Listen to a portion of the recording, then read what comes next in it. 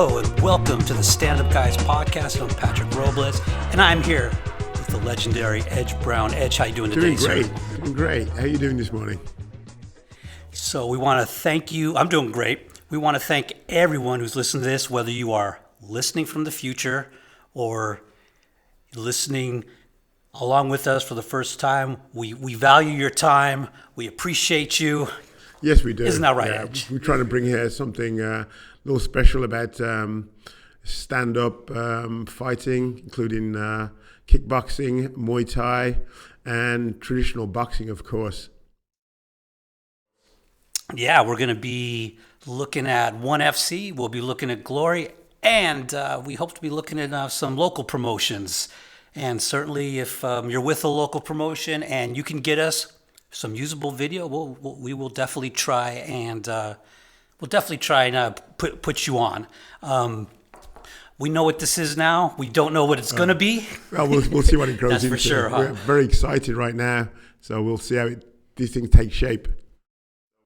And, a couple of things. Number one, and this is going to be difficult for both of us. I think we agree. We're going to try not to curse. We're going to try and keep it PG. I think I'll have an easier time than Patrick, but we'll see how it goes. We want this to be something you can listen to in your car with your family. We want this to be something you can listen to on the way to work with your kids and not have to worry. We will do our best. And we got a couple different things to talk about, but we take fighting very seriously. We take boxing very seriously, which is why we're starting our first podcast talking about a YouTuber and a 58-year-old weed dealer, right?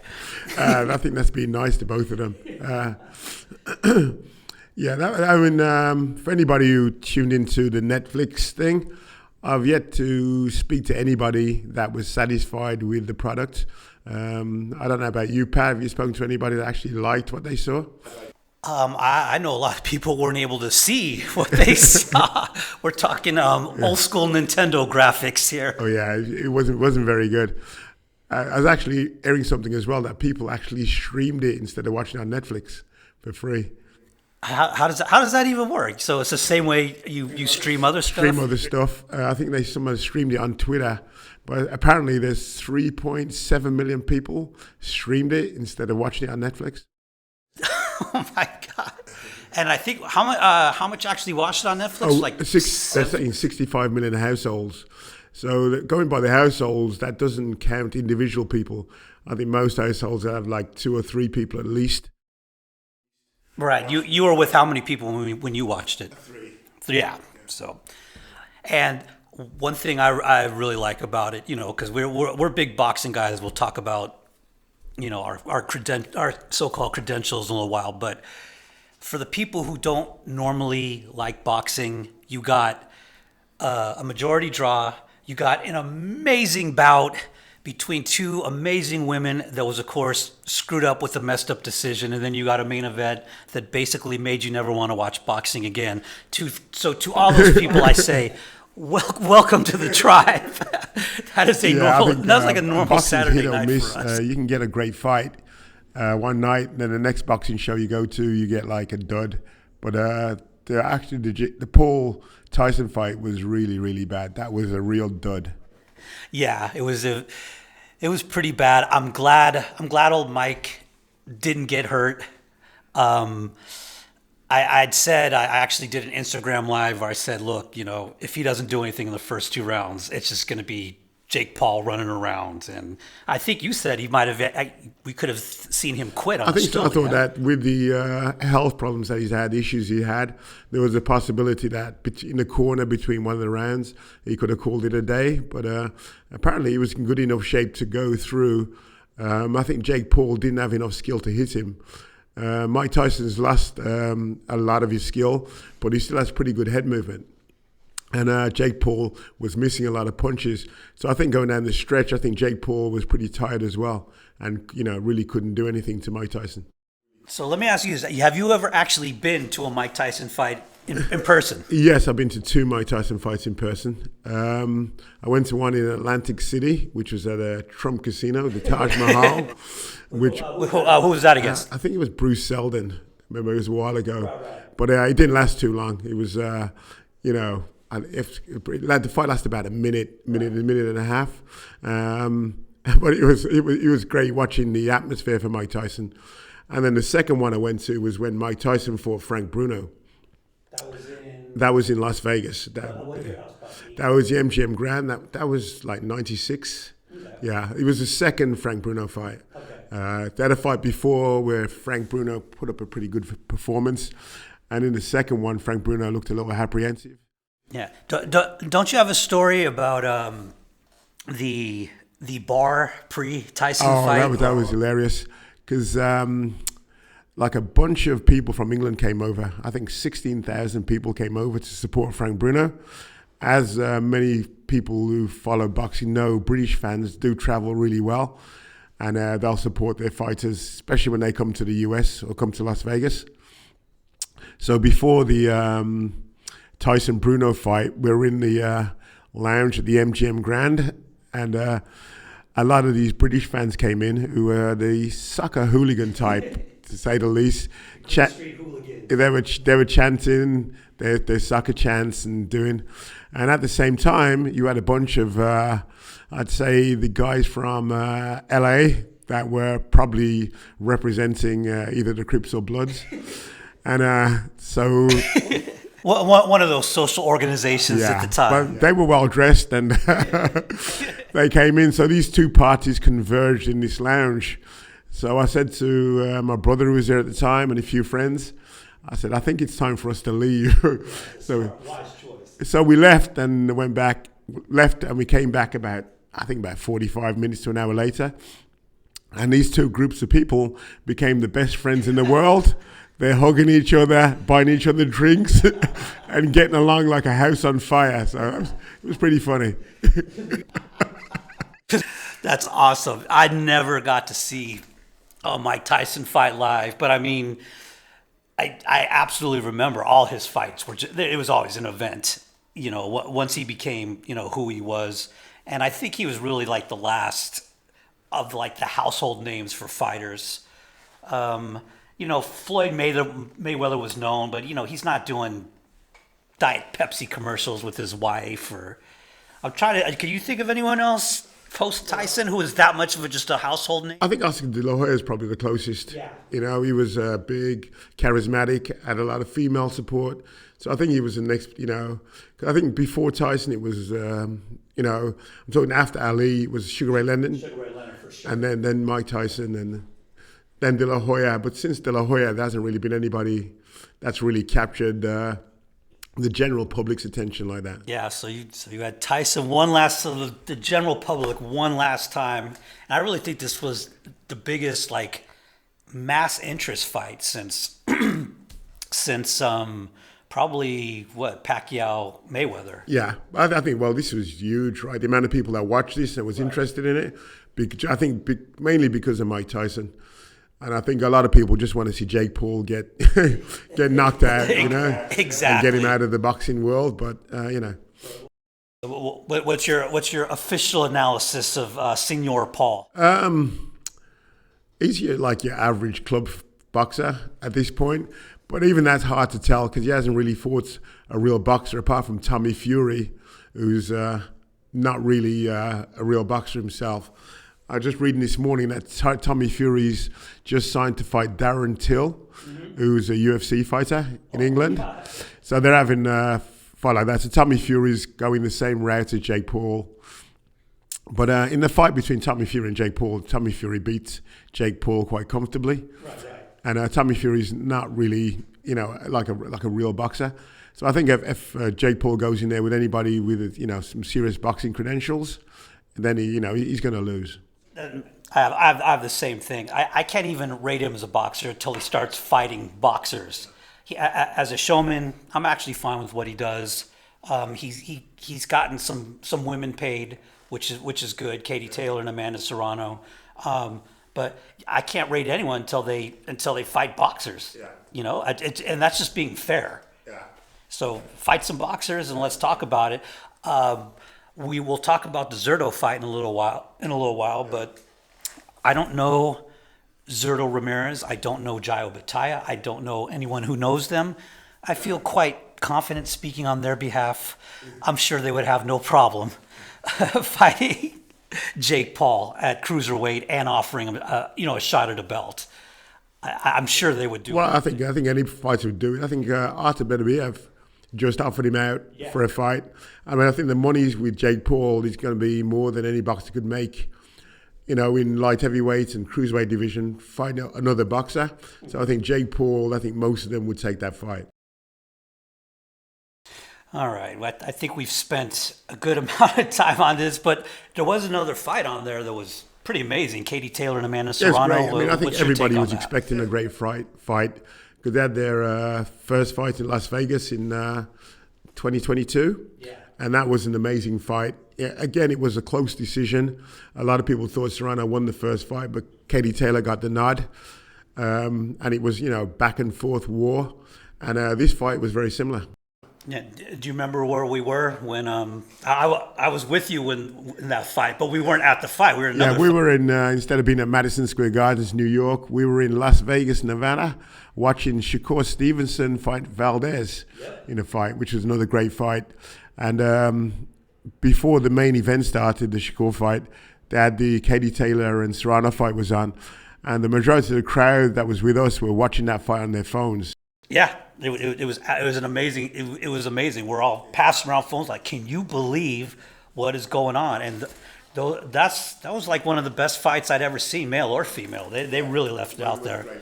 And I told people that, look, you're going to get what you get at the main event, but you do have a really good ladies fight to look forward to. And if they even do half of what they did in Madison Square Garden, you're in for a treat. And sure enough, they pulled it off again. Yeah. They came to fight. I think the fight was spoiled a little by the cut. Yeah. The cut slowed down, I think, Serrano's progress in the fight. And she actually changed the tactics slightly after she got cut. And the cut was caused by an accidental headbutt. Yeah, accidental. We're making air quotes over here. You can't see us. Yeah, it's kind of when two boxers fight, one's southpaw, one's orthodox, you're going to get clashes of heads. Yeah. That happens. Katie Taylor put herself in the best position. She kept low and kept underneath, and she, her head came up when they got in close. Mm-hmm. So if anybody was going to get caught, it would have been Serrano, right. And that's what happened. Yeah. As far as tactics, I think in both their fights, around 7th or 8th round, tactics went out the window, and they're just going at it. It's bite down on your mouthpiece, and whoever wants it more, and it's really amazing to see. I don't know how many more of those either one of them have in them, but I'd like to see them do it a third time, and 12 rounds, 3-minute rounds. Yeah. I think if it's 12 3-minute rounds, you would have to favor Serrano. She seemed like she got the, at the end of the fight, both fights, Katie Taylor looked a little more tired, both fighters. So if there's a third fight and it went 12 3-minute rounds, which they're now pushing for women to do instead of 10 2-minute rounds, then it would be very interesting. Yeah, for sure. All right. So you've heard us talk for a few minutes. Let's talk about actually who we are.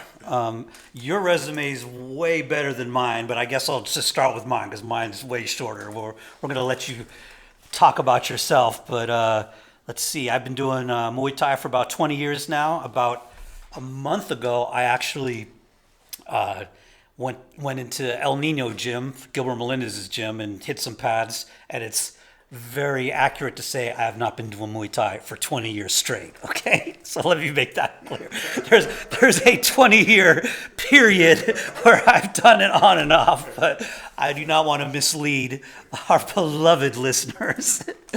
And you are one of the people who trained me, of course, and I'm definitely not a trainer or anything of that, but I've taught some classes too, once again, on your behalf. And boxing, I started watching, my God, back in the late 70s. I'm feeling old now. But I was one of those kids who grew up watching TV. And back on the weekends, boxing was just on. It wasn't paid walled. I mean, every now and then you'd have a closed circuit thing, but beyond that, it was just on.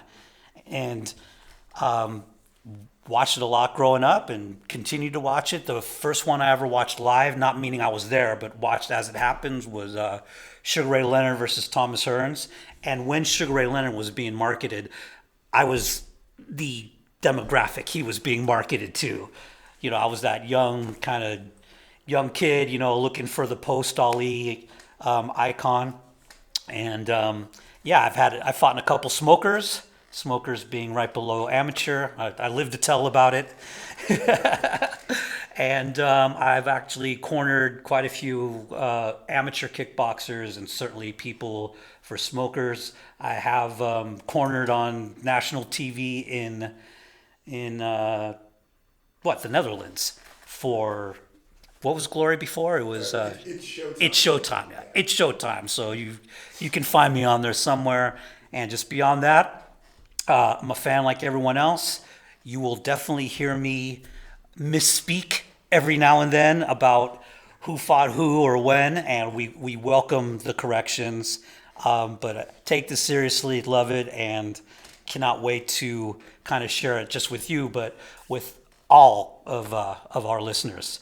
So let's talk about you, because whatever I just said pales in compare. Let's hear it. All right. Well, my interest in kickboxing started in the 70s. Saw a fighter called Benny the Jet Urquidez, who's like pretty much an icon to the sport. He was fighting in Japan, and he fought against, I think, on a contract, he fought against 6 Japanese fighters. And this show in England, the Saturday sports show, was called Wide World of Sports. And I was tuning into that with my brother, and we watched it. So, How old were you then? oh goodness. A wee lad. A wee lad, young, still in my teens. So we joined a local karate studio, which was Shotokan Karate, and then we joined the local amateur boxing club. First boxing club I went to was Small Heath Amateur Boxing Club in Birmingham, England. Hey, you are from? I am from Birmingham, England. Rep Birmingham. And then later on, I went to Birmingham City Amateur Boxing Club in England. So back then there was no like Muay Thai gym to go. There was no Muay Thai around. Most people hadn't even heard of it. You know, well, basically heard of it. I could just call it Thai boxing. Had you heard of it? I've heard of Thai boxing, yeah. And when Benny Urquidez fought in Japan, they said that some of the guys did Thai boxing. So what we did was back then blended karate with boxing, and I got into a couple of kickboxing fights. Then in 1983. Master Toddy had come to England. Who is Master Toddy? Master Toddy is a guy from Thailand, fighter from Thailand, and there was 3 Thai guys that came over at the time. There was Master Toddy, Master Woody, and Master Sken, and they were based in Manchester, England. So then my brother and I used to travel up to Manchester and train with Master Toddy. His main fighter there was back then was a kid called Ronnie Green. It was one of the best non-Thai Muay Thai fighters at the time. So we used to train with him, and then we went around Europe and kept fighting in different countries in Europe. You know, Holland, Spain, Italy, Germany, Greece. Tons of money at the time. Yeah, right. I wish. There was no turkey at the Sheik back then, so I was doing right. You were definitely doing it for Yeah. love. So then For the stories. And so then in the 98, I fought for the World Kickboxing Association World title, and I won that back then. And that was pretty much coming to the end of my career. 154 pounds, which is called light middleweight or super welterweight, either welter one. And that was kickboxing or Muay Thai? That was a kickboxing fight, okay. Yeah. So, you know, I fought in karate tournaments. I fought in amateur boxing fights, a ton of them, too many. Kickboxing fights, Muay Thai fights. I've done the whole gambit, and I've saw the evolution of it from the beginning. And your last professional fight was 1998. 1998. Yeah, 98. Guess what, boys and girls? It's on YouTube. Google Edge Brown. You can see him in his long pants beat the snot out of someone. It's one of my favorite fights. Who was that guy? Mark Weller. Yeah, Mark Weller. Mark, don't do that again, Weller. Oh yeah, well, I think at the time, because I was coming towards the end of my career, that he thought I'd be a nice name on his resume. Didn't work out that way. No. And you were in New York by then, yeah? I was living in New York. What brought you over here? Just a change, actually. I was traveling around a lot. To different countries. I came to New York, and that seemed like a nice change out of Birmingham, England, a bigger city, and stuff to do. I started training people in New York, so I settled down there for a while. Okay. And then who are some of the people you've trained? Trained. Because I know you trained quite a few. I trained Sean Hines. He won like honors. He's won the U.S. title. Fought around the world. My nephew Andrew Brown, he fought for a world title. He fought in Spain. He had a really good fight in Spain for the world title. And I trained another guy, Steve Millis, and he won a US title. So I called them. And then when I came out to San Francisco, I helped train BB Etzler. Let's get this part over with. BB Etzler. It was great. Which is how we met. He was a great fighter. Took him over a couple of fights in Canada. You went with him to Netherlands to fight. And that's about it, really, name fighters. Yeah, so I got to tell my Edge Brown story real quick because whatever the opposite of someone who stresses and fusses and whatever, that would be you. You're not someone who, you are very zen. So, yeah, Edge, we're going over to fight. My cousin, I'm going over with him to corner him. And we're going over to fight in the Netherlands. And I ask you, because you're like, yeah, someone will pick you up. I'm like, okay, well, in case there isn't there, who do we call? Who's whatever? Someone will be there. Yeah, but if someone's not there, you're like, who do I call? Is there an email? Is there a name? Someone will be there. Okay, dude, we are flying, I don't know how many hours to a country where I literally know anyone. Someone will be there. Someone was there, so he was right. I was like, okay, someone will be there. That comes from all the years of traveling to fighting. There's always somebody there to pick you up. I mean, the promoters, they put on a show, they want you showing up at the fight, so there's always somebody there. But I could also tell you, because yes, BB did not win that fight, and there was a few of us sitting around. So they picked us up in a stretch, it was like a truck. I mean, it was a stretch limousine. There was cameras, whatever. So yeah, you get out, and hey, the fighters showed up. Afterwards, yeah, good luck. Good luck. Hello? Yeah, I learned that lesson. So. If you win and you beat the local fighter, because fighting's about, both boxing and, Muay Thai and, kickboxing. It's about building up the local talent. So you get a local guy who thousands of people come to watch him fight, and they're bringing an opponent from overseas. If that guy from overseas wins, he upsets the apple cart. So they don't want you to win when you travel abroad for a fight. So you travel abroad for a fight, they're bringing you over to lose against some guy that they're building up. So what were some of the worst countries for that?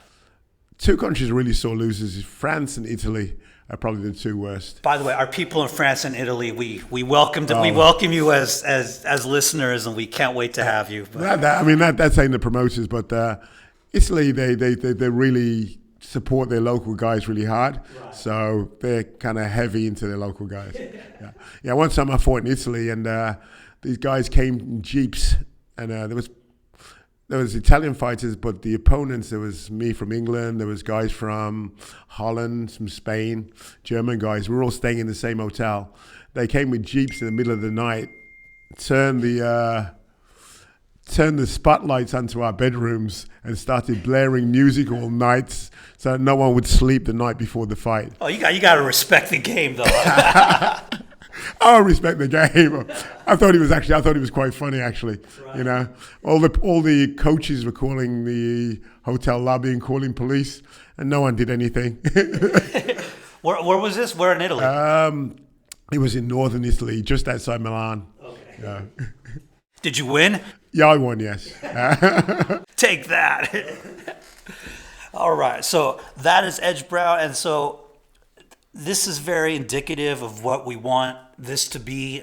We're going to do some analysis, but I can tell you this man has lived a life and has a ton of stories. We will tell these stories. You will hear these stories. We'll share them with you. The ones that you can hear in your car with your wife and your kids. So moving on, after the Jake Paul, Mike Tyson debacle last night, there was actual fighting. Yeah. Yeah, it was actually a really good fight last night. If you haven't seen it, I suggest you go on DAZN and watch it. You had the Zurdo Ramirez fighting Chris Billiam-Smith in the main event for the unified cruiserweight world title, and that actually turned out to be a great fight. I mean, a really good fight. It really did. And if you saw Amanda Serrano's Billiam-Smith eye was not as bad, but he did have a little swelling, a little cut. He was the dude had a chin of granite. I was really impressed with his chin and what he was able to take. Yeah, Chris Billiam-Smith is really, really strong, really tough. Zurdo Ramirez actually fights at fought previously at a lower weight, so he's more skillful. So he could move more. He had better feet. Yeah, I actually, Zurdo means lefty, but I really thought it was Spanish for like fat super middleweight. That's I was trying to figure out what it meant. He was a fat super middleweight, but he even went up to light heavyweight and he fought Bivol for the world title and lost that fight. But which is no shame. Kind of everyone until recently has had trouble with Bivol. Bivol even beat Canelo, which is a major upset at this time. So, yeah. But watching Zurdo, it's funny because he doesn't have that typical body, especially Billiam-Smith. I keep wanting to say Liam Smith, which is another guy, but Billiam-Smith just came in chiseled, and then also just compared to Zurdo. Zurdo's a little doughy, but my guy, he's sneaky fast, and then he's a sneaky good boxer too. It's not flashy like a Mayweather or whatever, but he actually has really solid fundamentals. Oh yeah, he's very well schooled. Can box very well, and that was the difference in the fight. I mean, Billiam-Smith was stronger than him, but he just broke him down. He caught him to the head, and then he changed levels. He went to the body very well, and Billiam-Smith is usually in great condition, was actually tired at the midway point of the fight. He got, I was surprised actually, around about the 8th or 9th round, I was thinking that the corner would stop the fight or Billiam-Smith could get stopped. But then he came out in the 10th round and he had a second wind, and the last 3 rounds he finished really strong. Yeah, like I said, and like he was just taking those punches. I was really impressed with him. So who do we think Zurdo fights next? I mean, who I want him to fight. Yeah, I think the obvious fight is him against Jota Pataya, and that's going to be a great fight because Jota Pataya is scary good. Yeah. But Zurdo's boxing skills and the southpaw stance will present him with a problem. Sure. So that's a fight I think everybody would be looking forward to. Yeah, what would be nice is with His Excellency, and by the way, I strive to reach a level in life where people refer to me as His Excellency. That's my goal in life. His Excellency, Turki Al-Sheikh, with him in the mix now, I'd say just 2.5 years ago, we're like, God, are these guys ever going to fight? Is this going to happen? Now we're like, probably next fight, buddy. Yeah, I think what boxing needed for a while, a guy with big pockets, that's a boxing fan. And that's what Turki Al-Sheikh is, yeah. And he's making some really good fights. Oh, he's making some amazing fights, and it's not just fights; it's fight cards. Yes, fight cards are good. I mean, I don't think for the fight cards where you got like 5 main events, I think sticking it to 2 main events is about how it should be. I think it's almost like a record album. You want it sequenced really well. You want like some guys no one's ever heard of, but match them up well. And you actually don't want all main events. I agree. But if you sequence it right, you could put together a really nice card of fights. Yeah. I think the undercard fights are really important. If you can watch a guy's career from the beginning to when he gets to world title level, that's always a good thing. So I think he should have these good undercards so we can see these young up and coming fighters. So you can have a look at them, because on on the undercard of the Tyson Jake Paul before the main event started. They had the undercard on YouTube, and they had a Shushu Carrington fought on that card. And his fight previously didn't look too good. He got a decision that was questionable. But then on the Tyson undercard, he looked very, very good. Did you watch? Full disclosure, I did not watch the undercard on YouTube. I didn't do all my homework. That's the only fight I caught on there actually in time. But it was a very good fight. So that leads us into another funny conversation because there's another fight we want to talk about on the undercard of that Billiam-Smith Zurdo fight, which is William Zepeda versus Tevin Farmer. So I was over at my in-laws' house watching this stuff on DAZN, and I told you, well, I watched it, but I sort of didn't watch it. And what'd you say to me? You said, not good enough for our listeners. The way you do anything is the way you do everything. Watch the fight. Or it was more like, yeah, whatever, we'll talk about. That was a great fight. And I did watch it again this morning, so I can. If people aren't familiar with him, Zepeda is like one of the top lightweights now, and people are talking about him fighting either Shakur Stevenson or Tank Davis. So the Tevin Farmer's next champion, weight class below 130 pounds, and they put him into this fight thinking that it's a good tune-up fight for Zepeda, and actually he came out and he nearly shocked the world. Fourth round knockdown from it was a straight left, right? Straight left cross, yeah. Yeah, and he looked real good. Yeah, and again, the decision, it was a split decision to this Zepeda in a 10-round fight, and it's, again, a disputed decision. A lot of people think Tevin Farmer won. Yeah, so this goes into kind of how I like to look at fights. Obviously, you're supposed to score them round by round. I'm not some nerd at a baseball game. I'm not scoring while I'm watching. So when I see an even fight like that, and it really was an even fight, and really you could have given it to either guy, the guy who gets the knockdown is the guy who won the fight. And that's how. So I would give it to Tevin Farmer, but I also wouldn't call it a robbery. Obviously, Zepeda is the house fighter, so he's going to get that advantage. And he certainly started to come on late. In the 8th round, you actually had Farmer holding on to the top rope in the corner, which is never a good look. And Zepeda basically got back up and was working that body. And I also thought Farmer, he should have stepped back just a little bit. He was kind of fighting Zepeda's fight, trying to do the phone booth thing. But when he knocked him down, he was about a half step back. He needed to get a little distance, which is easy for me to say. I'm not in there with Zepeda smothering me the whole time. But well, Zepeda's like a pressure fighter that throws volume. He throws like over 100 punches around. Exciting fighter to watch. When Tevin Farmer was fighting on the back foot in the early rounds and boxing him and giving himself the range, just like you were saying, he was fighting a lot better.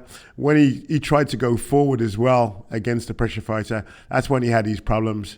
Also when his body was getting peppered up, he was having some problems too, especially at age 34. But again, as you said, it's I can see why some judges would have gave the fight to Zepeda because he's a pressure fighter and he does throw the volume of punches. But I think that it was probably 5 rounds to 5, and then with the knockdown, Farmer would get it. So, but as I said, I'm not going to argue with that decision. But on the flip side, with the Katie Taylor Amanda Serrano fight, Katie Taylor got a point deducted. Yeah. So there was another 10-8 round there. I had Amanda win. And Serrano was the pressure fighter. Yep. So you would think that she would have got the decision in that fight. So it's kind of like opposites on both of these close fights. Exactly. So, it's kind of say. But Zepeda and Tevin Farmer, I'd like to see him fight a rematch, actually. It'll be a good fight. Yeah, and they're talking about Zepeda probably fighting Shakur, which I could see that being like another Oscar Valdez type fight. Yeah, I think Shakur would win pretty comfortably. If not spectacularly. Because Shakur would stay on the back foot and outbox him, and stay disciplined, and he's got the condition, of course. I mean, I'd still like to see it, but I agree with you on that too, yeah. So, and I think that probably is what's next, because I think Tank's a little too big for him at this point, right? Because Tank's getting close to 140. Yeah, I think Tank's still fighting at 135. And I think he'll probably stay at 135. What does Tank walk around at though? It's probably like 180, right? 200. I mean, he's on discipline and making weight, and Tank's just changed trainers as well. He's 40s with Errol Spence's trainer.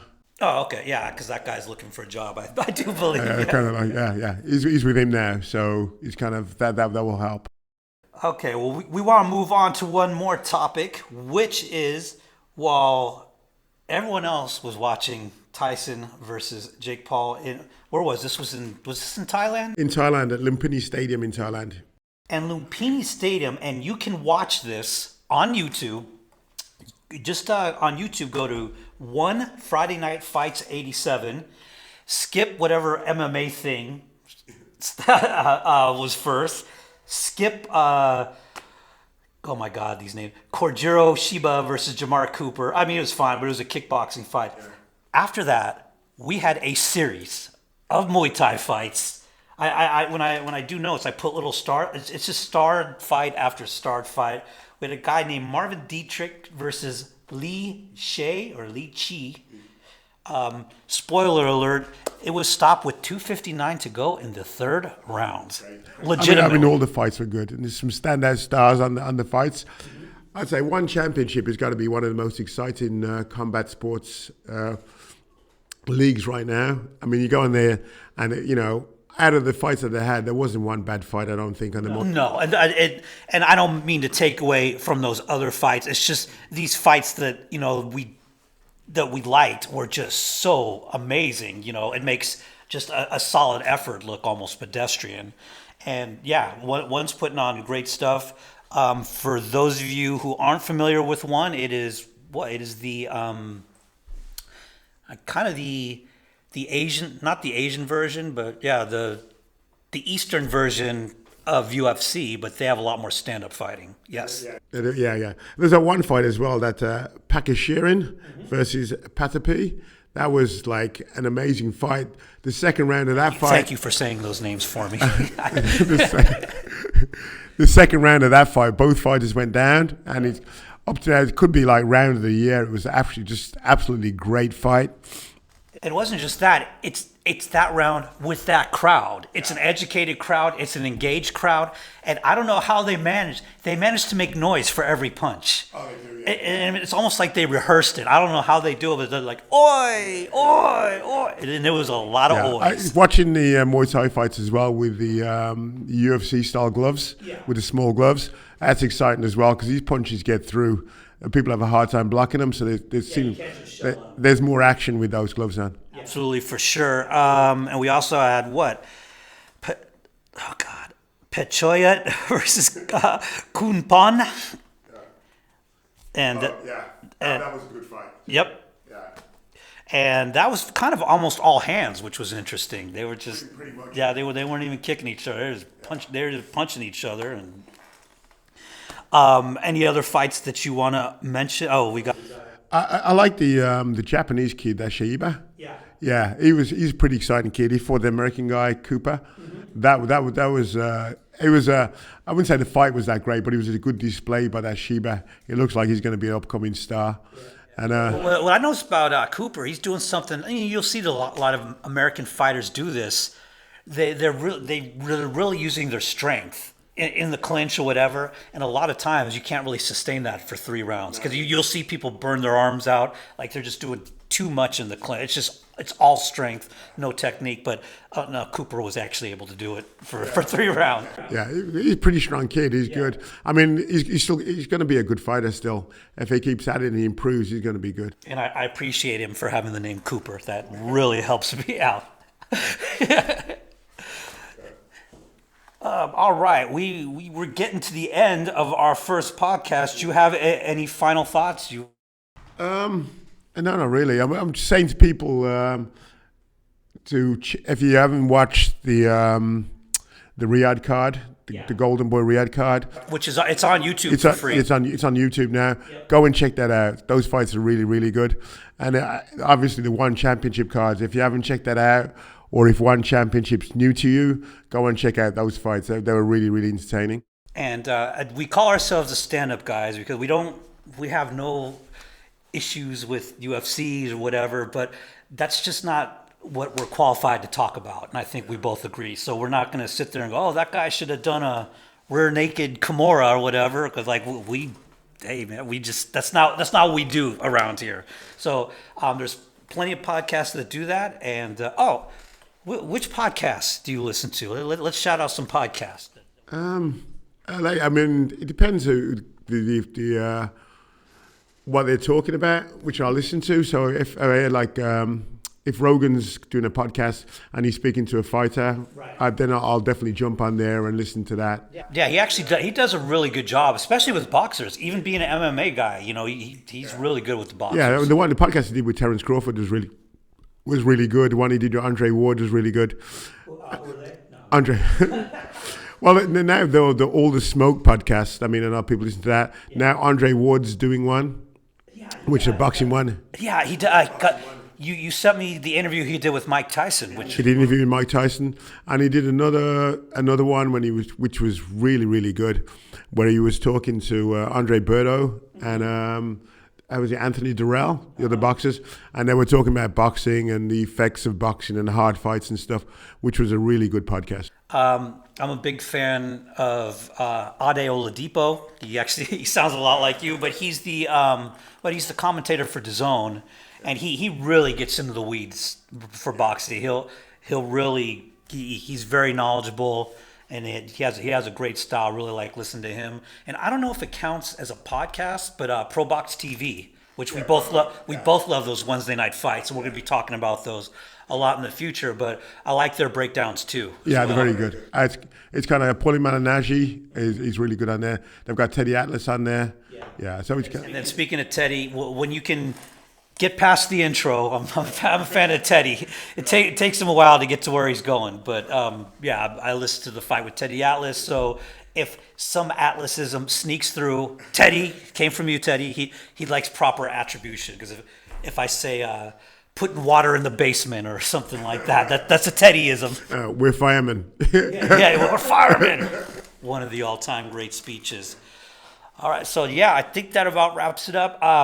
While we have everyone's attention, definitely want to thank my uncle Chip Terrell for the advice. A lot of people help us get this thing off the ground. We are not allowed to say where we are, but we want to thank the folks who let us use their space. We're definitely not in a top secret place. We're actually in a pretty public place, but we're not supposed to say where we are. Want to thank Doug Cunningham and Morning Breath Productions for the logo, and Cool DJ Rise for the intro music. We really appreciate you all, and we really appreciate y'all for listening. You got anything else for me? No, that's it for the first one. Thanks anybody for listening, and thanks you, Pat, for doing this. All right, we'll figure it out, and we're going to try and do these every 2 weeks until the people demand more. And once the people demand more, we'll do more. But until then, thanks for listening, and we are out.